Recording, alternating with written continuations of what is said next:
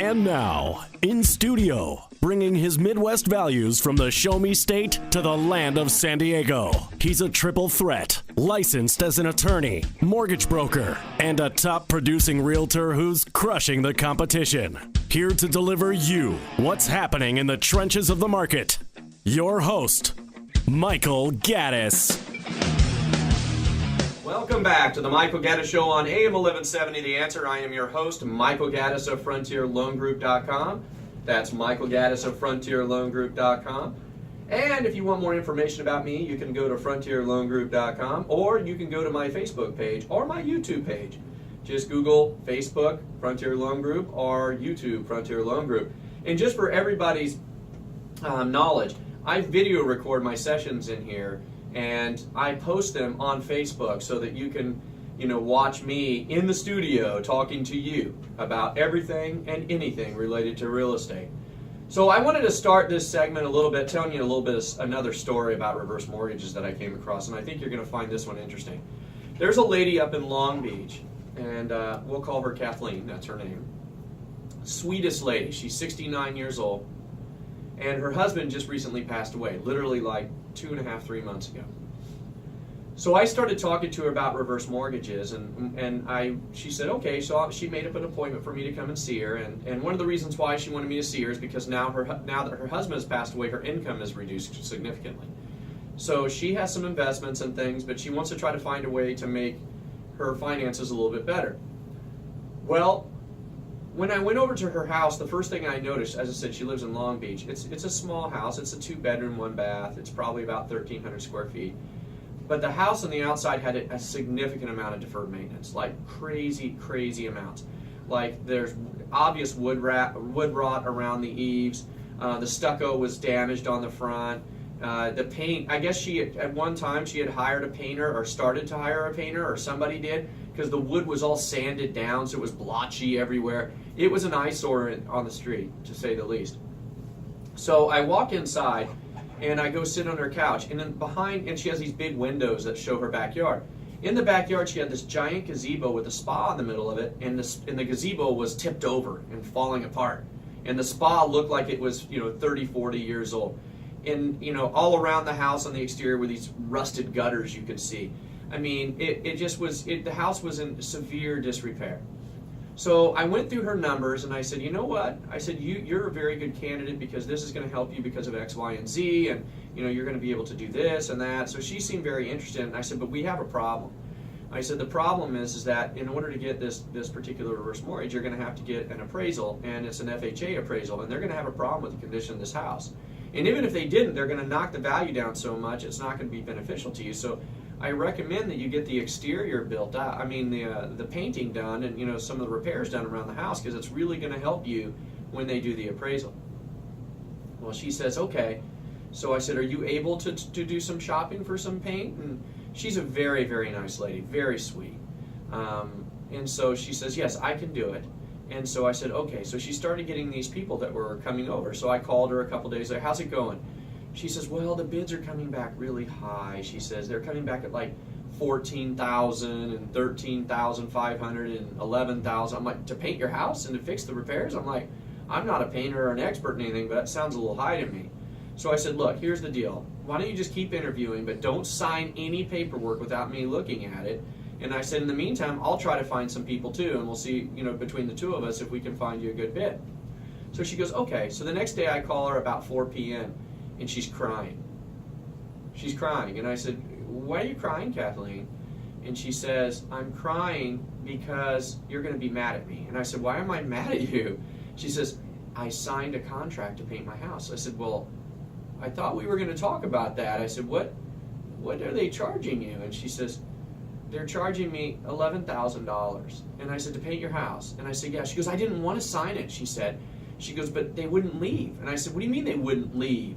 She says, they were here for 4 hours. And they kept going, she goes, they kept going off in the front yard, and they'd come back and say they're bought, and they kept lowering the price and saying this was the final deal and that they needed to get this deal done, and they were going to get started tomorrow. She goes, I kept telling them that they needed to talk to you, but they just kept telling me, no, that you need to sign. So finally I just signed just to get them out.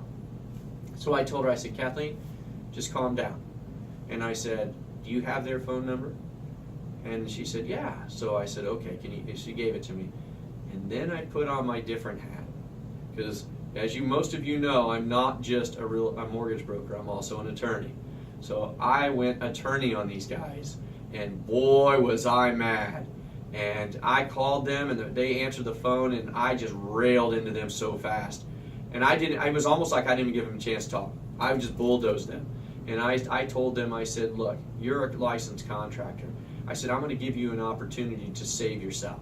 I said, you're going to rip that contract up, and you're never, ever going to go talk to Kathleen again. I said, because if you do, I said, if you're familiar with the word elder abuse, I said, you'll know exactly what I'm talking about. And if you're not familiar with the term elder abuse, you will very soon know. And if you don't do this, and if I ever see you anywhere around her or any one of my clients, I will literally bring the wrath of God on you. I said, you should never, ever hold somebody in their house and refuse to leave for 4 hours. I said, that's ridiculous. The guy starts, oh no, I didn't know. No, I said, no, you did. You did know. She told you. She told you that I was the one that was helping her make the decision, and you didn't want me to be involved in it. You wanted the signature, and you did everything you possibly could. Then you were going to have your people start first thing in the morning before anybody could review it, and you were going to try to get it done. And I said, I know exactly what you were doing. And I said, but not on my watch. That's not happening. You're not doing that. And so, anyway, to make a long story short, I got rid of him, and he left with his tail between his leg, and I'll never hear from that guy again. If he ever sees or hears my name, he's going to go crazy. So I had some people go over there and take a look at it. And do you know how much I got the work done on the house for? $3,500, which is a reasonable amount to fix that house, compared to the $10,000, $11,000, and $13,000 bids that she was given. So it just shows me that, that people, they really prey on the elderly sometimes, especially the ones that, have just recently lost a spouse. And the thing about Kathleen is she's all alone. She doesn't have any children. She has a brother and sister, but they live in different states and they're not very close. So she really it was by herself. And so she has no champion.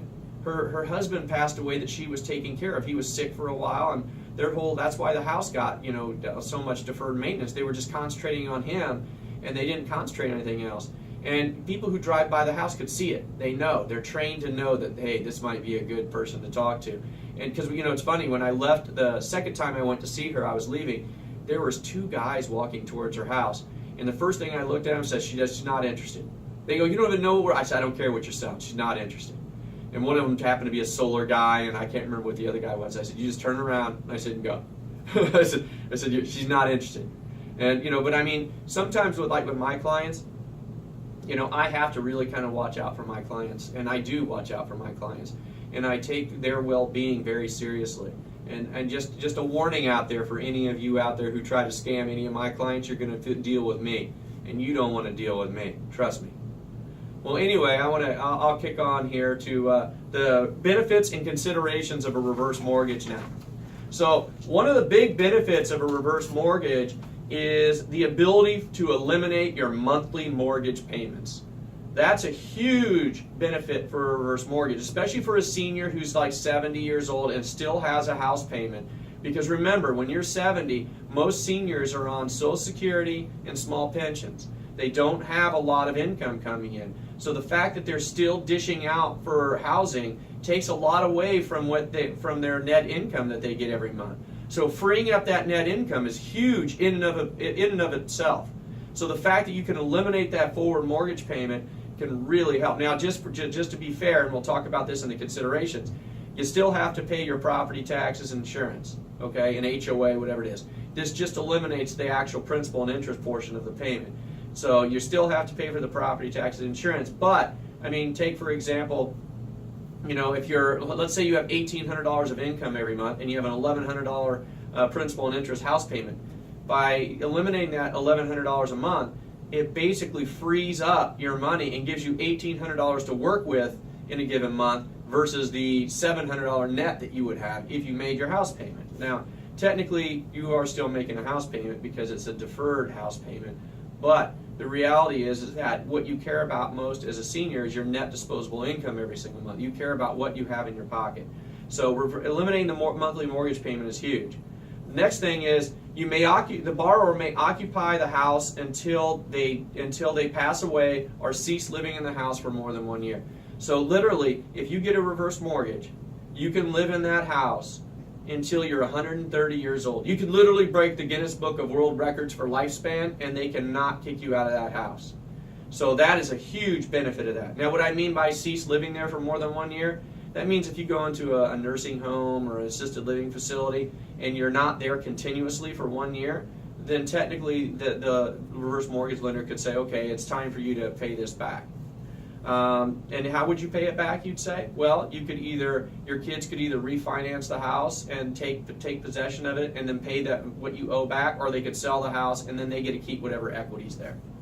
So the next one is borrowers might be able to receive monthly checks from the equity of their home to supplement retirement income. There's a feature in the reverse mortgage that allows you not only to eliminate your mortgage payment, but if you have enough room, you can also receive a monthly check to help supplement whatever income you're getting. So that's called a tenure, T-E-N-U-R-E payment, or a term payment. The next thing is that cash payments are generally not taxable in a reverse mortgage. They're not taxable. They're considered loan proceeds, so you don't have to worry about being taxed on them. Number 5, they are non-recourse loans. Basically, non-recourse loans. That means that the bank's only avenue for pursuing a default is against the house itself, not against the borrower or the borrower's estate. And here, number 6, heirs will receive remaining equity after the reverse mortgage balance is paid off. That is true. The title always stays in your name. It never leaves. And the heirs are able to do that, to receive whatever equity's left. So if you pass away and there's $300,000 left, your heirs can sell the house, pay off the loan, and keep whatever's left for the estate. And last I want to talk about is no impact on Social Security or Medicare. So there is no adverse effect on Social Security or Medicare. So anyway, we're coming to a break again. So after the break, I'm going to go in and talk a little bit about the considerations of a reverse mortgage. And you're listening to the Michael Gaddis Show on AM 1170, The Answer.